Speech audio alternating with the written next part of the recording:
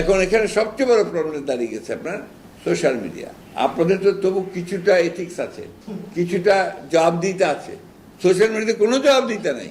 মির্জা ফখরুল বলতেছে হলুদ মিডিয়ার এথিক্স আছে, সোশ্যাল মিডিয়ার এথিক্স নাই। হলুদ মিডিয়ার এথিক্স আছে মির্জা ভাই, তা ঠিক। আমরা তো হাসিনার প্রেস কনফারেন্স দেখতাম, তাই না? এথিক্স তো দেখতাম। ওইটি যে পুরস্কারটি আপনার প্রাপ্য হয়েছে সেই পুরস্কারটি এখন আপনি পাননি, নোবেল শান্তি পুরস্কার। আমারও তো দরকার না আমি একটু বলি না, আপনার দরকার নেই, কিন্তু আপনি প্রাপ্যতা অর্জন করেছেন। আপনি চান কি না চান সেটা আমাদের ধর্তব্য নয়। অনেক প্রক্রিয়া আছে, কিন্তু আপনার এই নোবেল শান্তি পুরস্কার পাওয়ার জন্য আমার আহ্বান থাকবে, আমরা অনতিবিলম্বে সেই প্রক্রিয়াটিকে শুরু করি। ধন্যবাদ মাননীয় প্রধানমন্ত্রী। আপনাকে অনেক ধন্যবাদ।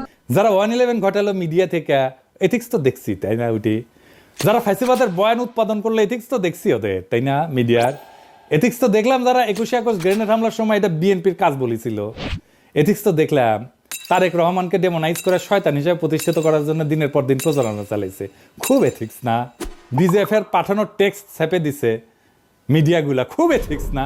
স্বীকারও করেছে আবার মাহফুজা নাম। কালবেলা সম্পাদক যে আয়নাঘরে যায় আলেমদের টর্চার করার সময় ইন্টারোগেট করার টাইমে হাজির থাকতো, সেটা খুব এথিক্স না?